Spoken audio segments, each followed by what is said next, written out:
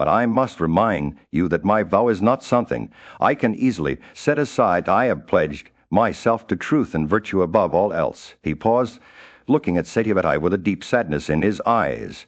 "I know what you think of me, but I assure you that I am not one who can be swayed by personal desires or interests." Satyavati's face fell as she heard Bhishma's words, and for a moment it seemed as though her grief would overwhelm her once more. But then she spoke, her voice steady and resolute. "Bhishma, I know your vow is not something to be taken lightly, but think of our family, of our ancestors who depend on us to carry on their legacy. We cannot let them down." She paused, her eyes locked on Bhishma's. "Consider this emergency, Bhishma. Consider the duty that we owe to our line." Bhishma listened to Satyavati's words, his expression unreadable. He knew that she was right, that their family's future depended on him taking a wife and producing children. But he also knew that he could not betray his vow of celibacy, no matter how much it might seem like the right thing to do. "I will tell you what our Kshatriya tradition demands in times of emergency," Bhishma said finally, his voice firm but measured. "We must consult with learned priests and those who are familiar with allowable practices in times of distress. We must consider what is best for our family." In the ancient days, Rama, son of Jamanagni, was consumed by rage at the death of his father and slaughtered the king of the Hyayas with his battle axe. He then set out to conquer the world using his mighty bow, and swift arose to annihilate the Kshatriya tribe 21 times. As a result of Rama's actions, the earth was left without Kshatriyas, and Brahmanas took on the role of raising the children of Kshatriya women. These sons were born from virtue and not lust, and they belonged to their mothers' husbands, even if he was no longer alive. This led Bhishma to recall another ancient tale about a wise rishi named Yudhithira and his wife Mamata. Vrahaspati, the priest of the celestials, and Yudhithira's younger brother, approached Mamata with desire in his heart. However, she rejected him, explaining that she was already pregnant with Yudhithira's child, and there was no room for another. Vrahaspati, despite being wise, could not control himself and attempted to consummate the relationship. The unborn child, aware of Vrahaspati's intentions, addressed him, saying, "There is no space here for two. I have occupied." At first the child's words were ignored by Vrahaspati, who continued his advances. As a result, he was cursed by the unborn child and was born blind. A blind rishi Durghadamas possessed great knowledge of the Vedas, and he eventually married a young Brahmana maiden named Pratvashi. He had several children with her, including Gautama as their eldest son. However, these children were consumed by covetousness, and fully Durghadamas, aware of his own transgressions, learned from Shuravi's son the practices of their order and began to follow them reverently. However, this change was not well received by the other Manas, who saw him as a sinner. They rejected him, and even his wife Pratvashi became dissatisfied with him. The blind rishi, filled with indignation, said to his wife and children, "Take me unto the Kshatriyas, and thou shalt then be rich." However, Pratvashi replied that she desired true happiness, not wealth obtained through her husband's actions. Durghadamas then laid down a rule that every woman should adhere to one husband for her life, and any connection with another would make her fall. And hearing these words, Pratvashi became angry and commanded her sons to throw their father into the waters of Ganga. The wicked Gautama and his brothers tied Durghadamas to a raft and committed him to the mercy of the stream. As the blind rishi drifted along the river, he passed through many territories until he reached the kingdom.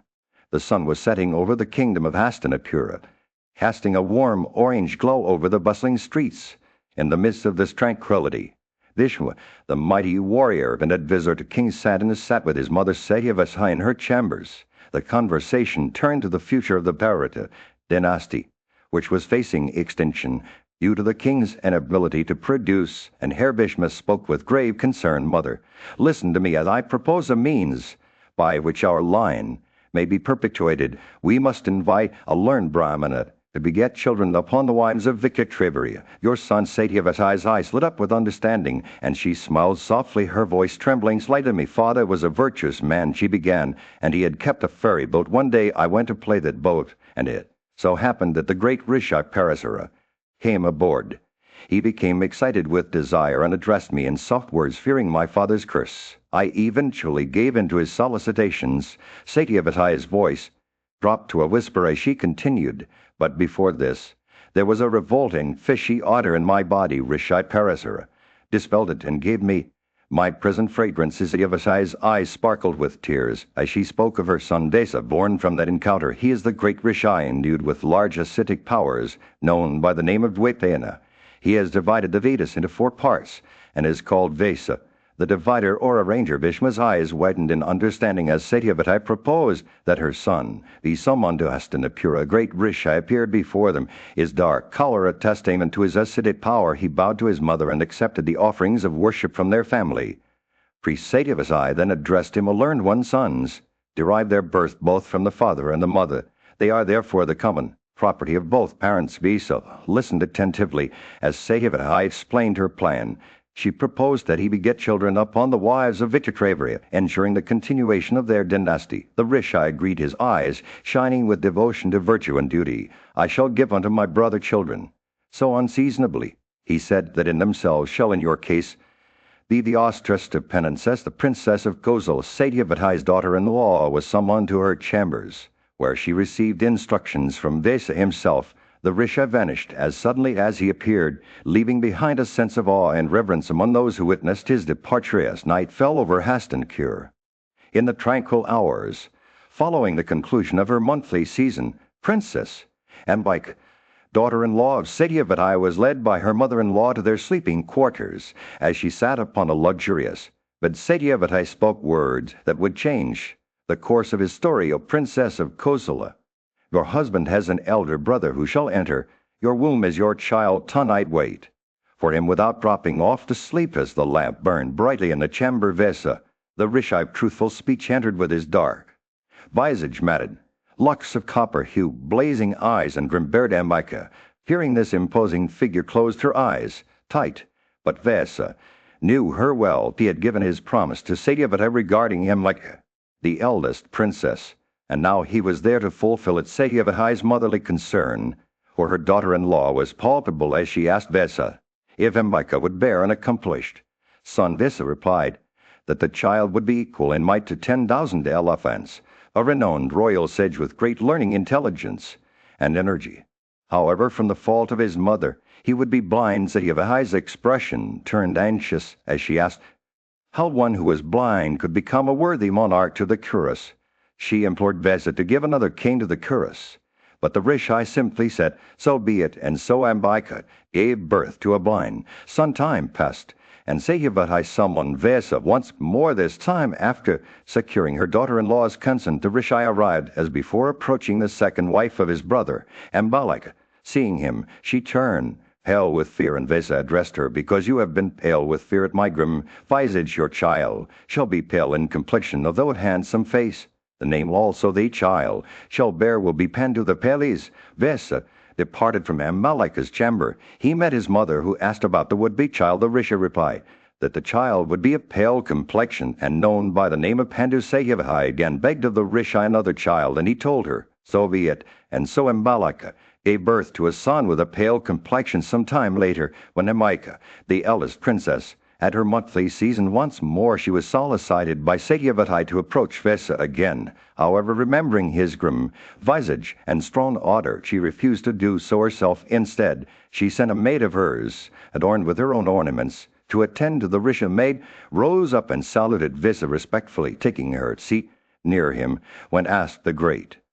In the midst of a bustling kingdom, King Janamejaya sat in deep contemplation, his eyes fixed on Vaisampayana, who stood before him. The king's curiosity was piqued by a tale that had been passed down through generations, and he asked Vaisampayana to recount the story of the god of justice. Vaisampayana took a deep breath, his eyes gazing into the distance.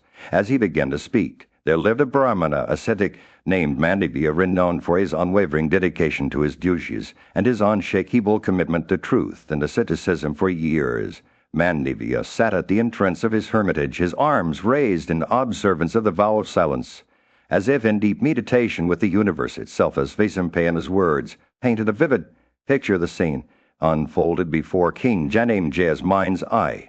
The image of Mandivya, serene and tranquil, sat under the shade of a tree, his eyes closed in contemplation.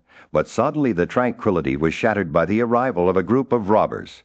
Their footsteps heavy with the weight of plunder, they sought refuge within the hermitage, hiding their spoils Amidst the sacred space, the officers of the king, hot on the heels of the thieves, soon discovered them, and their booty hidden within the asylum. Their suspicion fell upon Mandevia, who sat silently under the tree, unmoved by the commotion around him. The officers seized the ascetic along with the thieves and brought him before the king unaware of the truth, sentenced Mandevia to be executed alongside his supposed associates. The officers, acting in ignorance, carried out the sentence, impaling the revered Risha on a stake. But despite being pierced by the sharp spear, Mandevia's body refused to succumb to death. His ascetic power had preserved his life, and he remained suspended on the stake for an extended period. The night descended upon the hermitage. A group of wise sages in the forms of birds flew into the scene. They beheld Mandevia, still Anish, in deep meditation.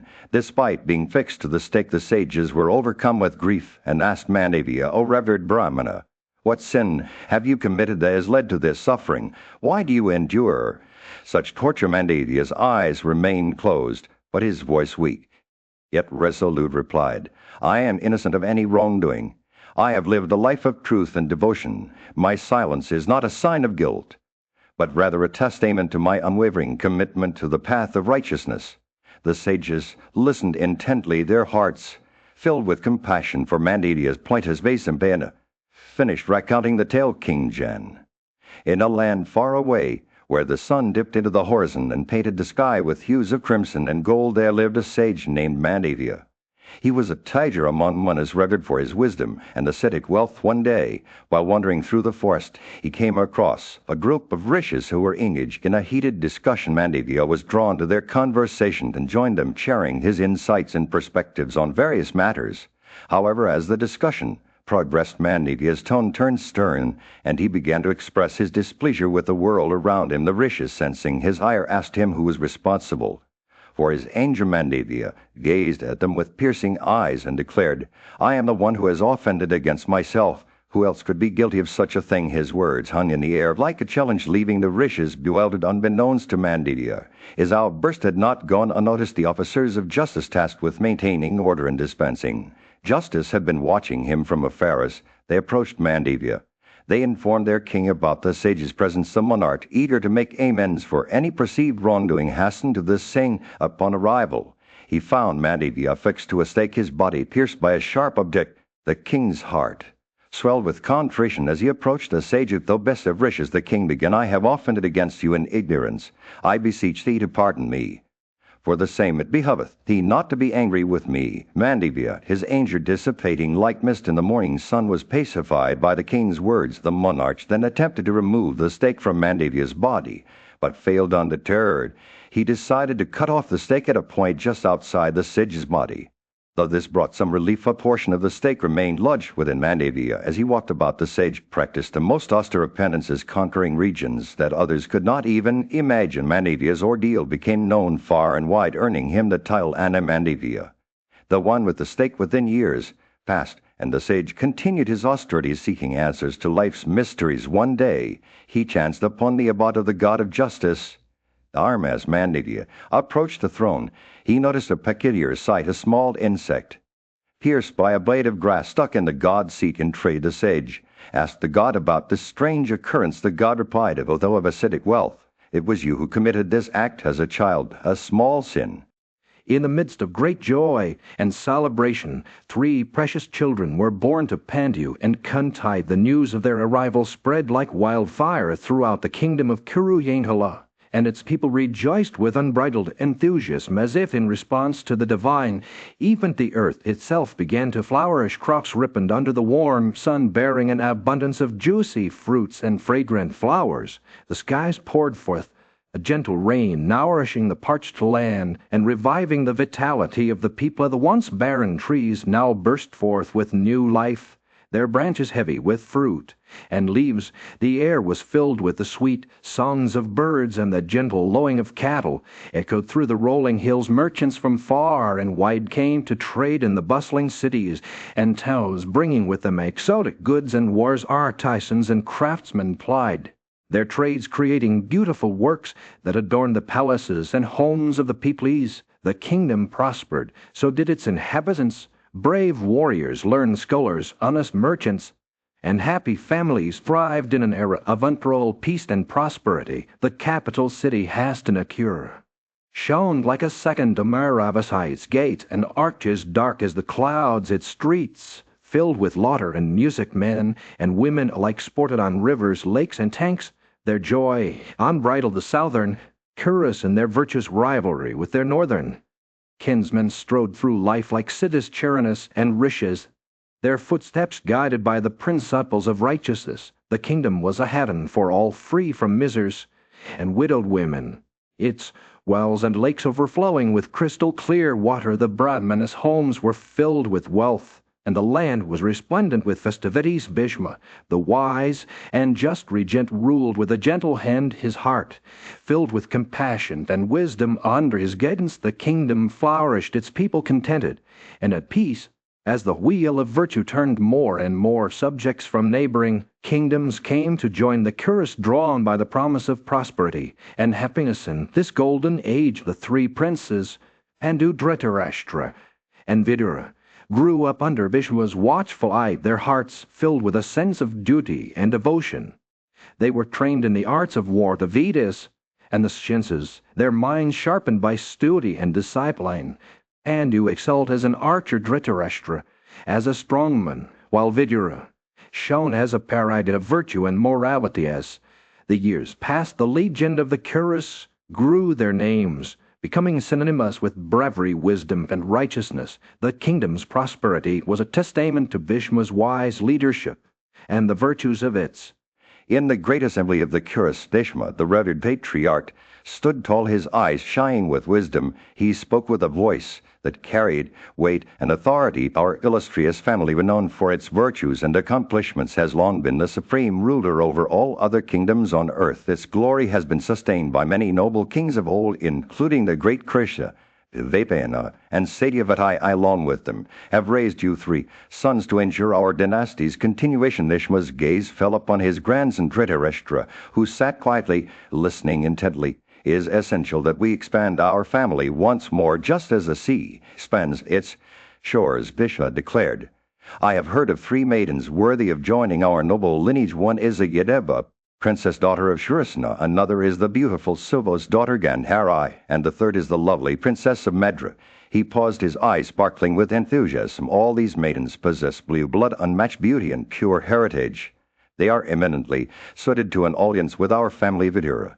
The wise and intelligent advisor spoke up, his voice filled with respect. You are our father, our mother, and our spiritual guide, Bhishma. We entrust you to make the decision that is best for us. His words were a testament to the deep reverence the Kuras held for their patriarch. Bhishma's thoughts turned to Gandhari, the lovely daughter of Suvala. He had heard that she had worshipped Lord Shiva and received the boon of bearing 100 sons. Moved by this news, Bhishma dispatched messengers to King Suvala requesting his daughter's hand in marriage for Dhritarashtra. King Suvala was initially hesitant due to Dhritarashtra's blindness.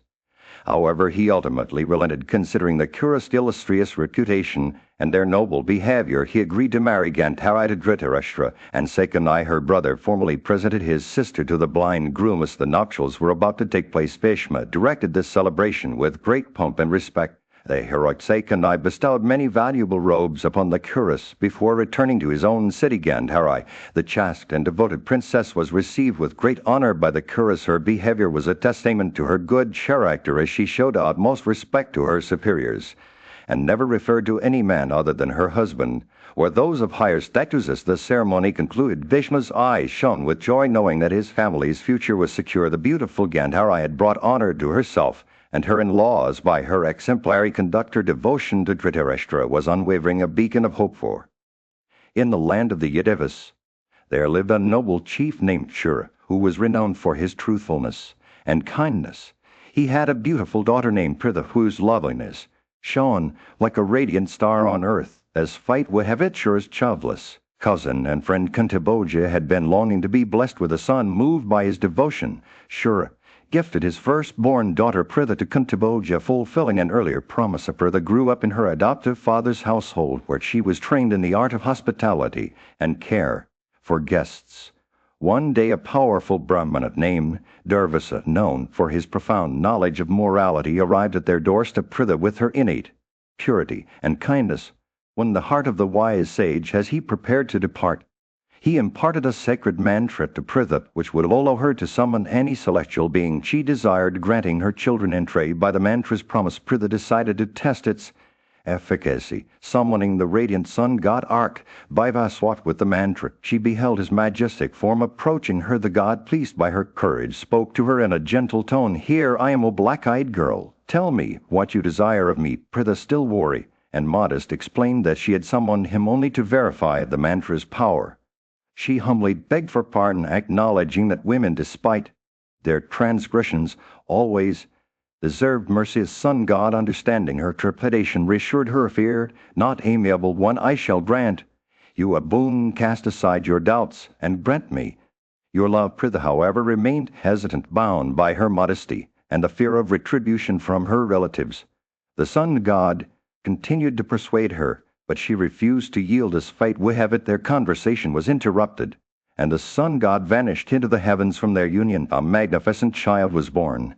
Karna, adorned with natural armor and earrings whose beauty rivaled that of celestial beings. After his birth, the sun god returned to Pritha, restored her maidenhood, and ascended to the realm above. Pritha, overwhelmed by sorrow and guilt, decided to conceal the truth about her son's parentage. Fearing her relatives' disapproval, she cast Karna into a nearby river. A kind-hearted Sutta, Kupalrata, and her husband discovered the child and raised him as their own. They named him Vasisna, born with wealth, due to his natural armor and earrings. As Karna grew in strength and wisdom, he became an accomplished warrior, skilled in all arms. He would often in the land of the Paratas, where mighty kings ruled with honor and valor. A grand gathering took place to find a suitable husband for Kunti's daughter Pritha. The beautiful and accomplished young woman had reached an age where marriage was considered essential, but despite her many qualities, no king had yet asked for her hand in marriage. Kuntivoja, Pritha's father, a wise and just ruler, decided to invite the princes and kings of neighboring lands to his court. He wanted his daughter to have the freedom to choose her own husband from among the distinguished guests.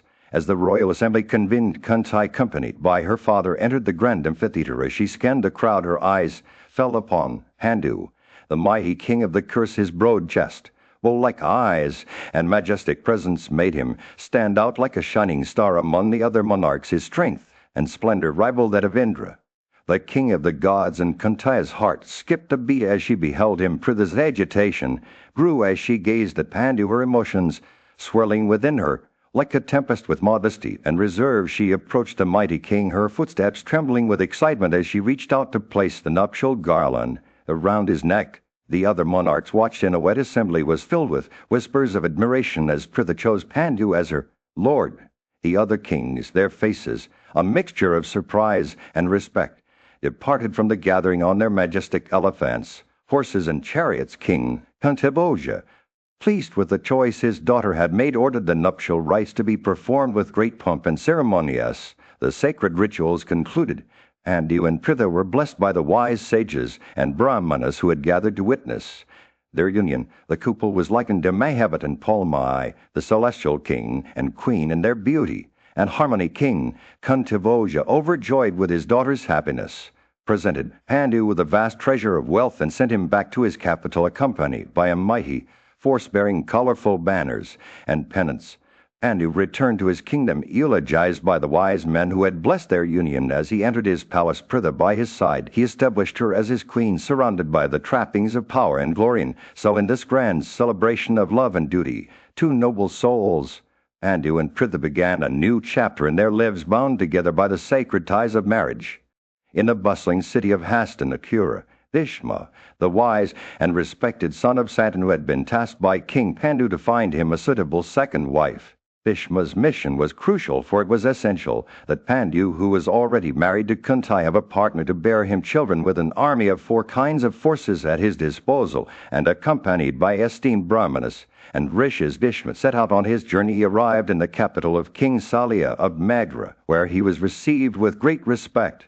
The king of fierce warrior, known as the Bull of the Valaikas, welcomed Bhishma into his palace and offered him a white carpet for a seat, water to wash his feet, and other tokens of hospitality. As Bhishma settled in, King Salia asked about the reason for his visit. Bhishma, with his characteristic eloquence, explained that he had come to request the hand of Madrai, Celia's beautiful sister, for Pandu. He emphasized the importance of an alliance between their families and the mutual benefits it would bring King Celia.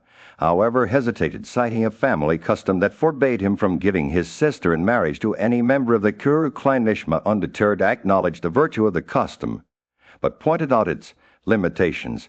He then presented King Celia with an extravagant gift: gold, precious stones, elephants, horses, and other treasures.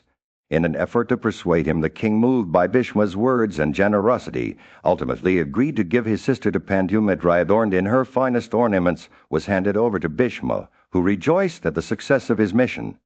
He returned to Hastinapura with Madrai, where she was formally married to King Pandu on an auspicious day chosen by the wise for its favorable omens. The ceremony concluded, Pandu and Madrai were established in their new apartments, and the king gave himself over to enjoying life with his two wives. However, this period of happiness was short-lived, as Pandu soon set out on a grand campaign to conquer the world, accompanied by an enormous force of elephants, horses, and chariots. With Bhishma's blessings and the citizens' wishes for success, Pandu marched towards various foes, subjugating the robber tribes of Asarna, defeating Durga, the ruler of Mahabharat, and conquering the Vaidhyas. He then led his army into Kesai, Soma, and Pundra, spreading the fame of the Kurasvar and Widyas. Pandu returned to Hastinapura. His subjects eagerly awaited his arrival, filled with joy and anticipation. The city was abuzz with the news of their kings. In the grand halls of Hastinapura, a sense of joy and fulfillment filled the air as Pandu, the mighty warrior king, distributed his wealth to his loved ones at the behest of his brother Dhritarashtra. Pandu showered gifts upon their grandmother Satyavati, Bhishma, and their mothers. He also sent portions of his spoils to Vigara, their wise and noble uncle. The virtuous Pandu did not forget his other relatives either, as he lavished them with similar presents. As a result, Satyavati, Bhishma, and the Kosala princes were all delighted by Pandu's generosity, but one person was overjoyed more than anyone else. Ambalika, Pandu's mother. Her eyes shone like stars as she embraced her son, who had earned his wealth through his unmatched prowess in battle. She felt a sense of pride and happiness that rivaled the joy of the Queen of Heaven, Jayanta, when she welcomed her own child back home. And with Pandu's gifts, Dhritarashtra was able to perform 5 grand sacrifices, each one equal to 100 great horse sacrifices in its offerings to the Brahmanas. As time passed, Pandu, now free from the burdens of kingship, retired into the woods with his 2 wives, Kantai and Madrai.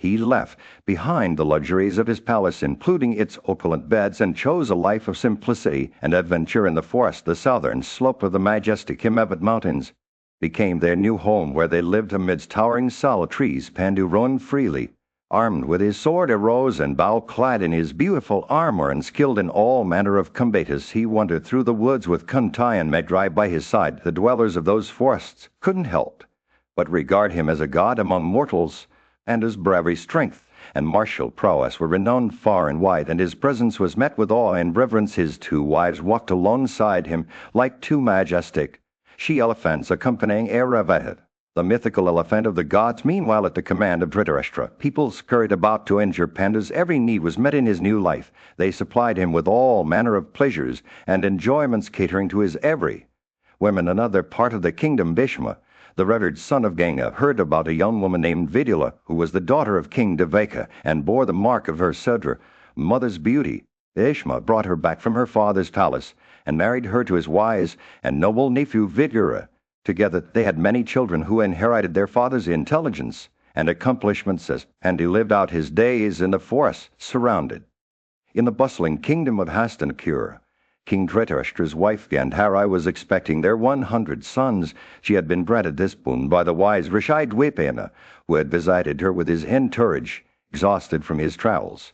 He was treated to a warm meal and hospitality by Gandhari, which pleased him greatly. Bestowed upon her the gift of having a century of sons, each as strong and accomplished as their father. Elated, Gandhari conceived and carried the burden in her womb for 2 long years without deliverance. However, when she heard that Kantai, Pandu's wife, had given birth to a son whose splendor rivaled the morning sun, Gandhari's patience was overcome with grief and frustration. She struck her womb violently. Aware of her husband's presence, Dwipena, sensing her distress through his spiritual powers, appeared promptly and questioned Gandhari about her actions. He confessed to striking her womb in anger, expecting 100 sons, but only finding a hard mass of flesh. Risha assured her that his words would never be futile, and that he had not spoken an untruth. Even in jest he instructed her to bring 100 pots, filled with clarified butter, to a concealed spot, and placed the ball of flesh within them. As they waited, cool water was sprinkled over it, and in time the mass divided into 101 parts, each about the size of a thumb. These fragments were then placed in the pots, which were watched over carefully. The wise Dwapayana departed for the Himalayas to devote himself to asceticism, leaving Gandhari with her extraordinary burden. Years passed, and the pieces of flesh within the pots began to take shape. King Yudhishthira, the eldest son, was born first, followed by his brothers in order of birth.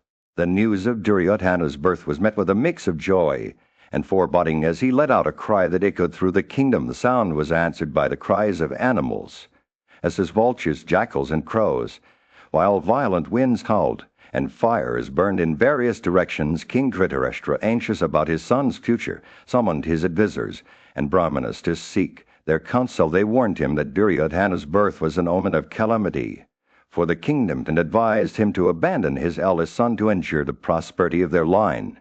However, out of affection for his child, Dhritarashtra refused to follow this advice. Within a month, Gandhari gave birth to a full 100 sons, including Duryodhana, and a daughter in excess of this number. Meanwhile, during her advanced pregnancy, Dhritarashtra's Vaisya wife bore him a son named Yuvatsu, who would later be known as Karna. In the midst of the bustling court, Janenjaya, the king, turned to Vaisampayana with a curious expression on his face. "O wise one," he said, "you have told me the story of how Gandhari gave birth to her 100 sons, thanks to the boon granted by the great Rishi Vesa, but you have not yet revealed to me the tale of her daughter. You mentioned that over and above these 100 sons, there was another son named Yutsu, born to a Vaisya woman, and a daughter. The Rishi himself had prophesied that Gandhari would become the mother of 100 sons, but I am puzzled.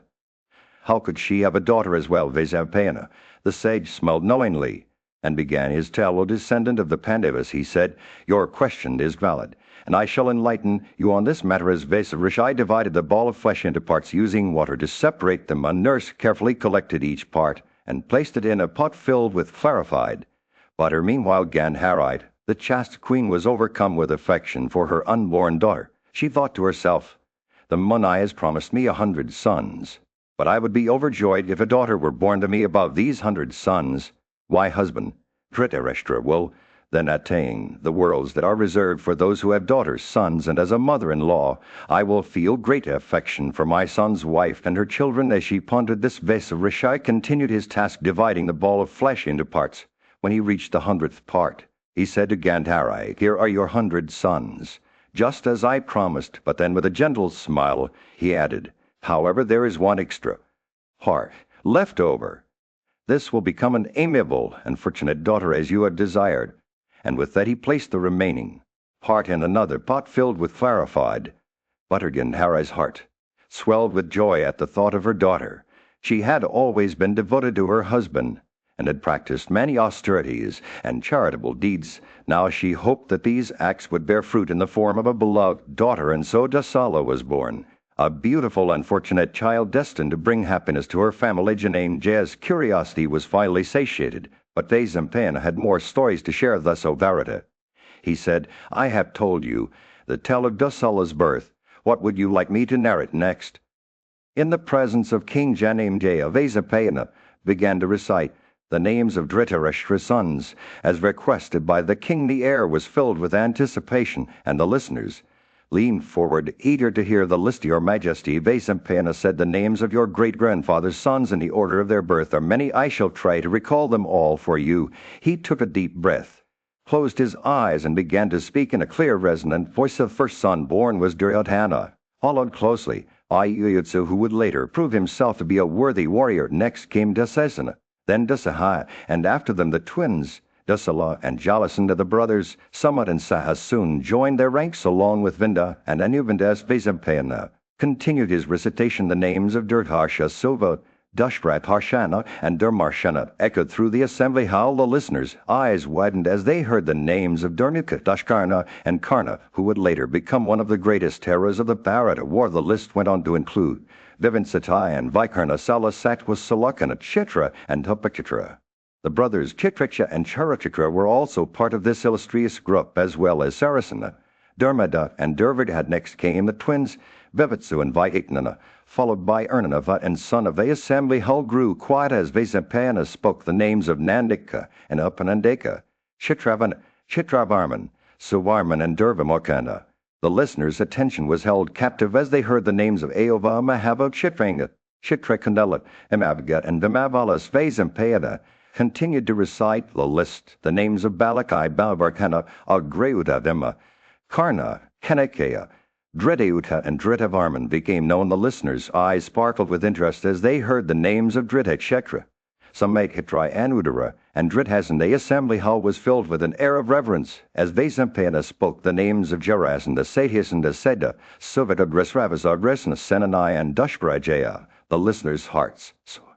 In the southern slopes of the Himalayas, where the forests teemed with life, King Pandu roamed freely, his senses heightened as he hunted for game. His eyes had spotted a majestic deer, its mate by its side, and without hesitation he drew his bow and shot 5 swift arrows, each feathered with gold. The deer fell to the ground, but as it lay dying it let out cries that were unmistakably human. The deer, whose name was Kindama, spoke to Pandu in a voice trembling with sorrow. O king, how could you commit such a heinous act? A man consumed by lust and anger would never do this.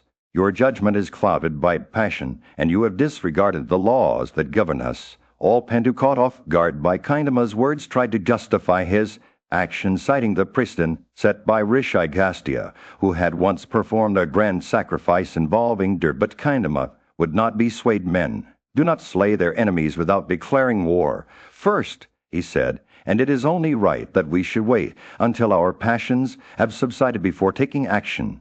Pandu's attempts to reason with the deer fell flat, and Kindama continued to scold him for his cruel deed. You are a king of great virtue, born into a lineage renowned for its piety. Kindama said, how is it that you in your moment of weakness have committed an act so vile? You know the teachings of morality and duty, yet you have disregarded them. Your actions will lead to ruin, and I curse you to suffer the same fate as me. As Kindama finished speaking, he gave up his life, leaving Pandu plunged into grief at the sight of the deer's mortal form. The king realized too late that he had killed a Muni, a holy man who lived on fruits and roots disguised as a deer. Though Pandu was not guilty of killing a Brahmana, Kindama's curse still hung over him like a specter. In the days to come, Pandu would struggle with his own desires, haunted by the memory of Kindama's words, and when he finally succumbed to his passions and met his end surrounded by his wife in a state of lust, he would be accompanied into the afterlife, not just by his loved one, but also by the sorrow that had been his constant companion since that fateful day in the forest. In the dense forest, King Pandu's life was forever changed by the untimely death of a deer. The guilt-ridden king wept bitterly alongside his wives Kuntai and Madrai as he reflected on his own past. Pandu realized that his father Vichitravirya had been cut down in his prime due to his own desires. He understood that his illustrious birth was no guarantee against the consequences of one's actions. Pandu's grief turned to determination as he vowed to adopt a life of asceticism, following in the footsteps of his father and the great sage Krishnadvaipana. He renounced worldly concerns, including the desire for children, and set out on a path of self-discipline. With a deep sense of purpose, Pandu shaved his head, donned tattered robes, and began to live off the land as he wandered through the wilderness. Pandu declared that he would beg from only 5 or 10 families each day, never repeating himself lest he appear covetous. He vowed to treat all creatures with equality, regardless of their station in life. The king's resolve was unwavering. He would transcend worldly attachments and seek salvation. Upon hearing his decision, Kuntai and Madrai implored Pandu not to abandon them, offering to join him on the path of asceticism. Moved by their devotion, Pandu agreed to share this journey with his wives together.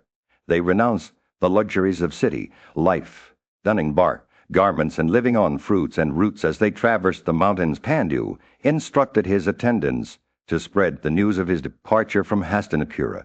The king's brother Dhritarashtra was overcome with grief upon hearing the news, his heart heavy with sorrow. Pandu and his wives continued their journey, crossing the Nagazita mountains, Chaitratha, Kalakuta, and finally reaching the sacred Gandhamadana peak. Protected by divine beings and sages, they lived a life of austere penance, sometimes dwelling on mountain slopes and other times on level ground. As they neared the lake of Indradyumna, Pandu's resolve only strengthened. He journeyed to the mountain of 100 peaks, Saisringa, where he continued his ascetic practices, surrendering himself to the pursuit of spiritual growth. In the lush Himalayas, where the air was crisp and the snow-capped peaks glistened like diamonds, Pandu, the prince of Hastinapura, embarked on a spiritual journey. He had been practicing intense asceticism for some time, and his dedication had not gone unnoticed by the Siddhas and Charanas who resided in those sacred mountains. These wise men, with their piercing eyes and gentle smiles, recognized Pandu's sincerity and welcomed him as one of their own. As the new moon cast its silver glow over the landscape, a group of great rishis gathered to embark on an expedition to behold the divine Brahman. Their destination was the abode of the self-create, where celestial beings, gods, and ancestors would gather in reverence. Pandu, eager to join them on this sacred pilgrimage, approached the rishis with a sense of wonder. "Where shall we go?" he asked, his voice trembling with excitement. The rishis smiled benevolently and replied, "Today we shall behold the self-create in all its glory. We shall witness the celestial gathering, where gods, rishis, and pitris come together to pay homage." Pandu's eyes sparkled as he rose from his meditation, ready to follow the wise men on their journey. His 2 wives, Kantai and Madrai, accompanied him, but the rishis cautioned them against ascending the treacherous peaks. "Your Highness," they said, "the path ahead is fraught with danger. The winds are fierce, and the snows are deep. How can your ladies navigate such a perilous terrain?" Pandu's countenance turned somber as he reflected on his own fate. He had been cursed by the deer, rendering him impotent. His wives, Kantai and Madrai, were childless, and their future seemed uncertain. "I am sonless," Pandu declared, his voice heavy with emotion. "I have failed to fulfill my duty towards my ancestors. I owe them a debt that must be repaid. The wise say that no regions of bliss exist for those who neglect this sacred obligation." The rishis listened attentively as Pandu explained the 4 debts owed by all living beings to their ancestors, the gods, the rishis, and other men. He had discharged his duties towards the gods and the rishis, but remained in arrears to his ancestors. "Men are born on this earth with a purpose," he said. "To fulfill that purpose is to ensure one's own salvation. I have failed my ancestors by not begetting children to carry on their legacy." The wise men nodded sympathetically, acknowledging the gravity of Pandu's situation. They saw in him a man consumed by his duty, willing to risk everything for the sake of fulfilling his obligations. "He behold a progeny in store for you," they said. "It is Celeste."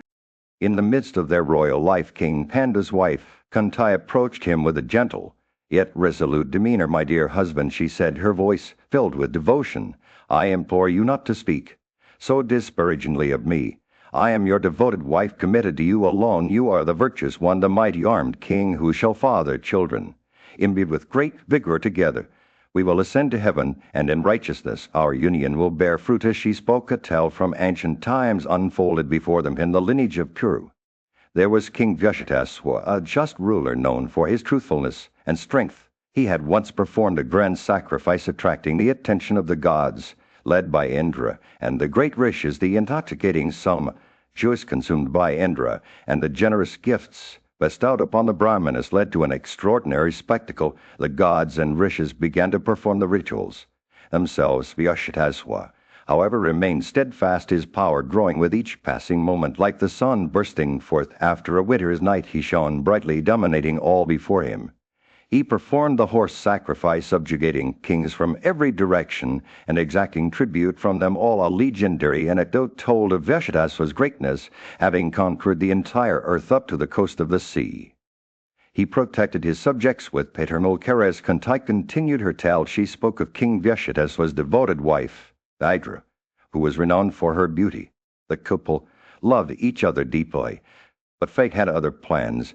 A bout of excessive indulgence led to a fatal illness, and the king passed away within a few days. Hydra, heartbroken and soulless, wept uncontrollably. As Kantai recounted Hydra's sorrow, she described the queen's lamentations. "Women serve No purpose when their husbands are dead, Bhadra said, her voice trembling with grief.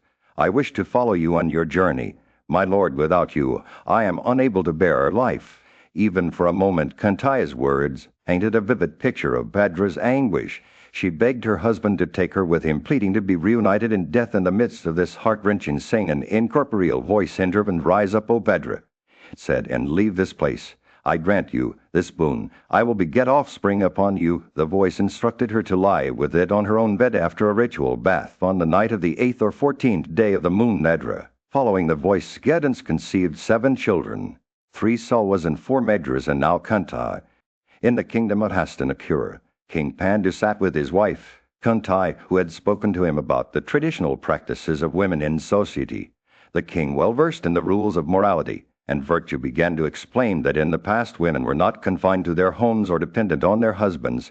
They were free to roam and enjoy life as they pleased. Kuntai listened intently as her husband told her about the illustrious rishis who had sanctioned this practice. He spoke of a great rishi named Adaleka, whose son Switektu was an ascetic of merit. According to Pandu, it was Switektu who had established the current practice of man and women adhering to one another for life. The king continued that Switektu's anger towards his mother being taken away by a Brahmana had led him to establish this new tradition. However, this practice was not followed by all beings. Birds and beasts still roam freely without jealousy. Pandu told Kuntai that the established usage of women adhering to their husbands for life was a recent development. Kuntai listened with rapt attention as her husband spoke about the story of Medayantai, the wife of Sadasa, who had sought the help of Rishavesisha to bear a son. She also recalled how she and her siblings were begotten by Krishnadwepena. For the perpetuation of the Kuru race, moved by his words, Kuntai promised to obey her husband's commands. Pandu then told her that he desired to have children through a Brahmana with high ascetic merit. He implored her to summon the god of justice and virtue, Dharma, using the mantra given to her by Durvasa. Kuntai, eager to please her lord, agreed to do his bidding. She bowed down to him and resolved to follow his instructions. With a determined look on her face, Kuntai set out to fulfill her husband's wishes, knowing that summoning Dharma would bring them a virtuous son who would be the pride of the Kurus. As the sun began to set over the kingdom, Kuntai prepared herself for the task ahead with a sense of purpose and devotion. She began to chant the mantra given by Durvasa, calling upon the god of justice and virtue to come forth. The fate of the Pandavas was about to be sealed, and the course of his story would never be the same again. In this moment, Kuntai's resolve was unwavering. She knew that she had a crucial role to play in securing the future of her family and the kingdom. With faith in the mantra and her husband's wishes, she stood ready to face whatever lay ahead. Her heart filled with devotion and determination. In the kingdom of the Kurus, King Pandu and his wife Kuntai were blessed with a child, Yudhishthira, born to them after a year of conception. The wise king had already consulted the great rishis and decided that Kuntai should invoke Dharma, the god of justice, to obtain offspring from him. With devotion and incantations, Kuntai summoned Dharma, who arrived in his resplendent chariot, shining like the sun. Smelling, Dharma asked Kuntai what she desired, and with a gentle smile she replied, I wish for a child who will be devoted to the good of all creatures. Thus, Yudhishthira was born united with Dharma in his spiritual, for as soon as the child was born, an incorporeal voice echoed through the skies, proclaiming that this boy would be the best of men, the foremost of those who are virtuous. He would possess great prowess and truthfulness, and rule over the earth as a just king. Pandu, overjoyed with his son's birth, requested Kuntai to invoke Vayu, the god of wind, for another child. With modesty and humility, Kuntai asked Vayu to give her a child who would be strong and capable of humbling all others. Vayu, pleased with Kuntai's devotion, came unto her on his deer and begat upon her Bhima, the mighty armed warrior. As soon as Bhima was born, an incorporeal voice announced that this child would be the foremost of all, endued with strength. However, during the birth of Bhima, a remarkable event occurred. While Kuntai was frightened by a Tejar and rose up, suddenly Bhima fell from her lap onto a rocky mass on a mountain. Braced miraculously, the infant's body remained unharmed, while the rock shattered into fragments. Pandu, amazed by this wonder, realized that his children were destined for greatness.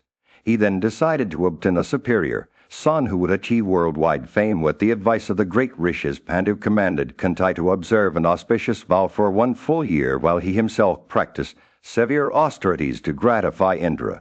The king of the gods, after a long time, Indra, pleased with Pandu's devotion, approached him and said, I shall give you a son who will be celebrated all over the three worlds. He will promote the welfare of Brahmana's kind and all honest men. The son I shall give you will be the smiter of the wicked and the delight of friends and relatives. Thus addressed by Indra, Pandu told Kunti that their vow had become successful, and the Lord of the Celestials was willing to give them a son with superhuman achievements and great fame. In the verdant forest on the gentle slope of a majestic mountain, King Pandu's life force began to stir once more as spring burst forth in all its glory. The king and his wife Madrai strolled hand in hand through the woods, surrounded by an explosion of colors and fragrances. The air was alive with the sweet melodies of cocalas, wild bees. Was about the blooming trees, their humming a gentle accompaniment to the rustling leaves. Pandu's eyes roamed over the breathtaking scenery. His heart, like with joy, his gaze fell upon his wife, radiant in her semi-transparent attire, and like a wildfire, desire flared up within him. He was powerless to resist its burning passion, and despite Madrai's trembling resistance, he seized her against her will. As Pandu's reason was consumed by the alluring flames of desire, he forgot the vicious curse that had haunted him for so long. Like a man possessed, he sought to satiate his longing with Madrai, as if driven by an unseen force to put an end to his own life. The king's virtuous soul, once guided by reason and wisdom, was now lost in the intoxicating influence of time. Madrai clutched her senseless lord's body, her grief-stricken cries echoing through the forest. Kunti, Pandu's other wife, hastened to the same with their children, and the twins born to Madrai. As she beheld the tragic spectacle, her own heart was racked with sorrow. Kunti, Madrai implored, come alone without the children. I must speak to you. Kunti's eyes brimming with tears, she approached Madrai, exclaiming, woe is me, as she beheld the prostrate bodies of her beloved husband and his wife. Madrai recounted how she had resisted Pandu's advances, but he could not control himself. Kunti, overcome by grief and frustration, urged Madrai to yield the king's body to her that she might follow him to the realm of the dead. But Madrai refused, insisting that she would follow Pandu, for his desire remained unsatiated. As the two queens stood amidst the flowers and trees, their sorrow was palpable. Kunti pleaded with Madrai to reconsider, but the latter's resolve was firm. She had promised to accompany her husband in death, and her heart would not permit her to abandon him. Now, in a final act of devotion, Madrai ascended the funeral pyre, surrounded by the beauty of nature that had witnessed their tragic tale. As she stood beside her husband's body, the flames engulfed them both, a poignant reminder of the transience of life and the all-consuming power of love and desire. As the news of Pandu's passing spread, the wise sages who had been his companions on the mountain consulted among themselves. They knew that Pandu, the great king, had abandoned his kingdom and sovereignty to pursue a life of asceticism, leaving behind his wife Kunti and their infant sons. As a trust in their care, as sages with hearts full of magnanimity and crowned with the success of their spiritual endeavors, decided to return to Hastinapura with Pandu's children. They summoned one another, resolved to go to the kingdom, and began their journey immediately. Kunti, though unaccustomed to physical labor, was driven by love for her children and pressed on, carrying the two dead bodies of her husband and his other wife Madri. After a short while they arrived at Kuhingala, where Kunti presented herself at the principal gate. The sages instructed the porters to inform King Dhritarashtra of their arrival, and soon the news spread throughout the kingdom. The citizens of Hastinapura, filled with wonder, came out in large numbers to behold the gathering of thousands of Charanas and Manas. The streets were filled with people from all walks of life, with Kshatriyas, Brahmanas, Maisyas, and Sudras, all eager to catch a glimpse of the revered sages. Bhishma, the son of Santanu, led the procession, accompanied by Samadata, Dhritarashtra, Vidur, Sagyavati, Gandhari, and her 100 sons. The Kauravas, the vast concourse, gathered. Bhishma, with great reverence, offered water to wash the feet of the sages and presented them with the customary arghya. He then spoke about the sovereignty and kingdom, acknowledging Pandu's departure from the world and his children's right to inherit it. The oldest of the sages, with matted locks on his head and loins covered in animal skins, stood up to address the gathering. You all know that King Pandu, after abandoning worldly pleasures, had dwelled on the mountain of 100 peaks. He adopted the Brahmacharya mode of life, but for some inscrutable purpose the gods have in view his eldest son. Yudhishthira was born, begotten by Dharma himself. The sage continued to describe Panda's other sons, them Arjuna, and the twin children Nakula and Sahadeva. These Tejars among men mighty in the use of the bow were born to revive the almost extinct line of their grandfather Hisadas, the sages. Finished speaking, they vanished instantly before the people's eyes, leaving behind a vast assemblage. Filled with wonder and awe, the citizens returned home, their hearts filled with reverence for the revered sages who had bestowed their blessings. The sun had set over Hastinapura, casting a golden glow over the city, as it mourned the loss of its beloved king Pandu. Dhritarashtra, still reeling from the shock of his son's passing, called upon Vidura to organize the funeral ceremonies in a manner befitting a king of Pandu's stature. Of Vidura, with Bhishma by his side, selected a sacred spot on the banks of the Ganga.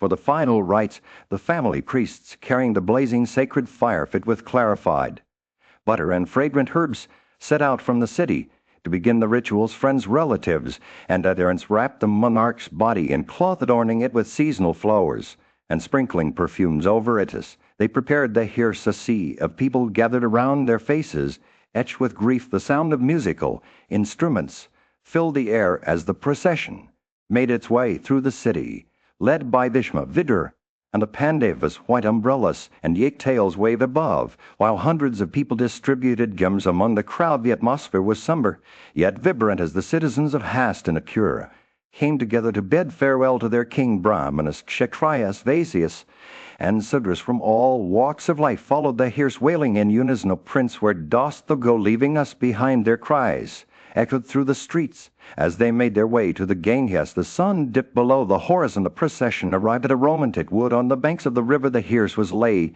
down, and with gentle hands the priests washed Panda's body in golden vessels filled with fragrant water.